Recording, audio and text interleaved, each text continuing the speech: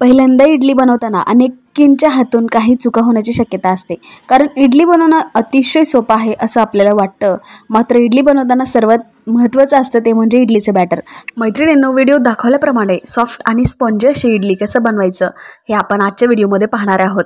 तर सुरुवातीला आपल्याला एका वाडग्यामध्ये ग्लासाच्या प्रमाणाने आपल्याला घ्यायचं आहे. तर इथे मी 3 ग्लास रेशनचं तांदूळ घेतलेला आहे. तर आपण रेशनच्या तांदळापासून ही इडली बनवते. तुमच्याकडे कोणता ब्रँडेड तांदूळ असेल तर तो सुद्धा तुम्ही यूज करू शकता. तर इथे 3 ग्लास तांदळासाठी अर्धा ग्लास इथे मी उडीद डाळ घेतलेली आहे. आणि त्यानंतर सॉफ्टनेस आणि स्पॉन्जीपणा येण्यासाठी आपल्या इडलीमध्ये त्यामध्ये आपल्याला मेथीदाणे टाकायचे आहेत. अगदीच 1 चमचाभर मेथीदाणे टाकून हे सर्व एकत्र परत आपल्याला करायचं आहे. आणि या सर्व मिश्रणाला स्वच्छ 3 ते 4 वेळेस आपल्याला पाण्याने धुवून घ्यायचं आहे. तर हे सर्व मिश्रण 3 ते 4 वेळेस मी स्वच्छ धुतलेलं आहे. आणि धुतल्यानंतर तुम्ही बघू शकता आता आपल्याला इथे रात्रभर भिजण्यासाठी ठेवायचे. तर तुम्ही सकाळी जर भिजण्यासाठी ठेवत असाल तर 5 ते 6 तासासाठी साधारणतः भिजण्यासाठी ठेवा. या मिश्रणाला रात्रभर आपण भिजण्यासाठी ठेवलं की आपली इडलीसुद्धा छान प्रकारे फुगते. तर हे बघा, रात्रभर आपलं पीठ छान असं 7-8 तासानंतर छान प्रकारे भिजलं गेलं आहे. आता याला आपण वाटण्यासाठी घेऊया. तर आपल्याला एक महत्त्वाची टिप्स करायची ती म्हणजे तुम्हाला सांगते. तर आपण हे साईडला ठेवून देऊया आणि त्यानंतर 1 वाटीच्या प्रमाणाने पोहे घ्यायचे आहेत.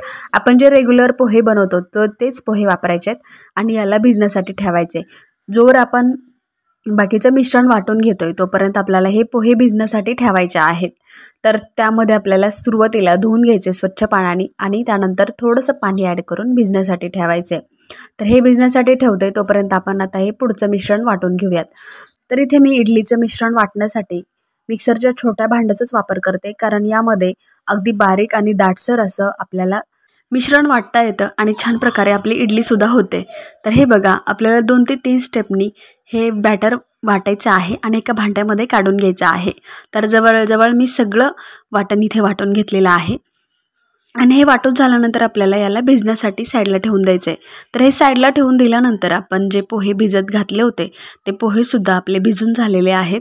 आता आपण याला एका ताटामध्ये काढून घेऊयात आणि लगेचच याला वाटण्यासाठी घेऊयात. तर प्रोसेस अगदी फास्ट करायचे, कारण पोहेसुद्धा आपले छान प्रकारे भिजले गेलेत. तर अगदी थोडंसं पाणी टाकून आपल्याला याला वाटायचं आहे आणि या आधीच्या वाटलेल्या मिश्रणामध्ये मिक्स करून घ्यायचं आहे आणि फेटून घ्यायचं आहे. 10 मिनिट आपल्याला हे सर्व पोह्यांचं मिश्रण यामध्ये मिक्स होईल असं मिश्रण फेटून घ्यायचं आहे.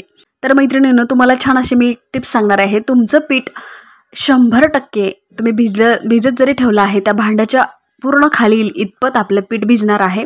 तर हे बघा, इथे मी याच्या खाली एक ताट ठेवले. तर ताट ठेवून आपल्याला एक कॉटनचं कापड घ्यायचे, तर मऊ असं आपल्याला. तर इथे मी छोटी ब्लँकेट घेतली आणि याला हवा बंद करून पॅक करून ठेवते. तर हे बघा, रात्रभर मी याला आता असंच ठेवणार आहे आणि याच्यावरती आपल्याला अवजड अशी वस्तू ठेवून द्यायची आहे. तर इथे याच्यावरती डबा ठेवला तरी सुद्धा चालेल. तर जड वस्तू आपल्याला ठेवायची आणि रात्रभर ठेवायची. तर रात्रभर ठेवल्यानंतर सकाळी तुम्हाला मी दाखवते. तर हे बघा, आपलं रात्रभर पीठ भिजून झाल्यानंतर तुम्हाला दिसत असेल आपलं पीठ कशा प्रकारे भिजलं गेलेलं आहे, मस्त असं आंबलेलं आहे. तर ताटाच्या खाली भांड्याच्या खाली सुद्धा पडलेलं आहे. तर मस्त असं आपलं पीठ फर्मेट झाल्यानंतरच आपली इडली सॉफ्ट, स्पॉन्जी आणि जाळीदार बनते. तर ही टिप्स तुम्ही नक्की यूज करा आणि तुमचं इडलीचं पीठ भिजण्यासाठी ठेवा. तर आपण हे सगळं आता ताटावरचं काढून घेऊयात, कारण याच्या खालती वरती खूप आपलं पीठ पडलेलं आहे. त्यामुळे हे सर्व आपल्याला सारण एकत्र करायचे आणि मिक्स करून घ्यायचे. तर इथे मी सगळं काढून घेतले आणि याला 10 ते 15 मिनटासाठी फेटून घेते. तर फेटण्याची प्रोसेस आपल्याला खूप वेळेस करायचे. त्यानंतर इथे चिमूटभर मी मीठ टाकलेलं आहे. तर मीठ तुमच्या चवीनुसार ॲड करा. तर हे बघा, आपल्याला फेटून खूप वेळेस घ्यायचं आहे. तर फेटल्यामुळे सुद्धा आपली जाळीदार अशी इडली होण्यासाठी खूप मदत होते. तर छान असं फेटून झाले. चिमूटभर आपल्याला थोडंसं सोडा टाकायचं आहे आणि आता इडली पात्रामध्ये आपण याला लगेचच भरायला घेऊयात. तर त्याच्या आधी आपल्याला थोडंसं तेल लावायचं आहे आणि इडली आपल्याला यामध्ये सर्व करायची आहे. तर इडली छान अशी भरून घ्यायची, तरच आपली इडली अशी मोठी आणि जाळीदार मस्त अशी जाडसर दिसते. तर हे बघा, आपल्या सगळ्या पात्रांमध्ये इडलीचं बॅटर ओतून झालेलं आहे. आता आपण भांड्यामध्ये याला एक एक करून ठेवून देऊयात.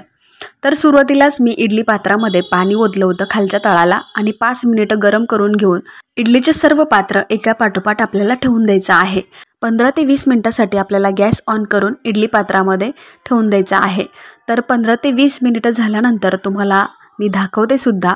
तर हे बघा, आपलं झाकण उघडल्यानंतर आपली इडली तुम्हाला दिसत असेल मस्त अशी पांढरी शुभ्र, अगदी तळाला न चिकटणारी झालेली आहे। तर एक एक भांडे आता आपण काढून घेऊया। तर पात्राची भांडी लगेच आपल्याला काढल्यानंतर इडली काढायची नाही, तर एखादा मिनिटभर आपल्याला असंच थंड होण्यासाठी ठेवायचे। त्याची वाफ गेल्यानंतरच ही इडली आपल्याला काढून घ्यायची आहे। तर सुरुवातीला आपल्याला चमचा घ्यायचे आणि या चमच्याला तेल लावायचे। चमच्याचा मागचा भाग आपल्याला घ्यायचे आणि त्याच्या आधाराने ही इडली काढायची आहे। तर इडली अगदी मस्त अशी न तुटता किंवा खाली न चिकटता आपली इडली सहज निघते। आता सर्व पात्रातील आपण इडली काढून घेऊयात।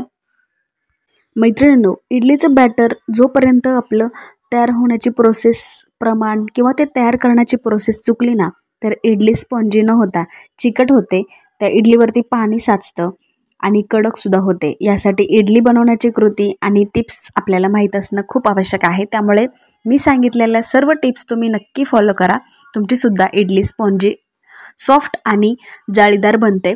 तर आपण आता याला खाण्यासाठी सर्व करूया, कारण माझ्या तोंडाला तरी खूप पाणी सुटलेलं आहे, कारण मला तरी राहवलं नाही आहे, त्यामुळे मी लगेच याला सर्व करायला घेतलेलं आहे। तर आपलं हे मस्त असं साऊथ इंडियनचं इडली सांबर आणि चटणीचं ताट रेडी झालेलं आहे। तर तुम्हाला मी दाखवण्यासाठी एक इडलीसुद्धा तोडून दाखवते। हे बघा, आपली इडली मस्त अशी सहज तुटली जाते, स्पॉन्जी झाली, जाळीदारसुद्धा झाली। तर आता आपण याला खायलाच घेतली, तर मग सुरुवातच करूया चटणीपासून। काय मग मैत्रिणींनो, पाहिलंत ना, इडलीचं बॅटर छान असं पद्धतीने बनल्यामुळे आपली इडलीसुद्धा सॉफ्ट, स्पॉन्जी आणि जाळीदार बनते। तर तुम्हाला इडली बनवताना हे बॅटर बनवायचं असेल तर आपल्या या टिप्स नक्की फॉलो करा आणि आपल्या चॅनलवरती तुम्ही नवीन असेल तर प्लीज सबस्क्राईब नक्की करा।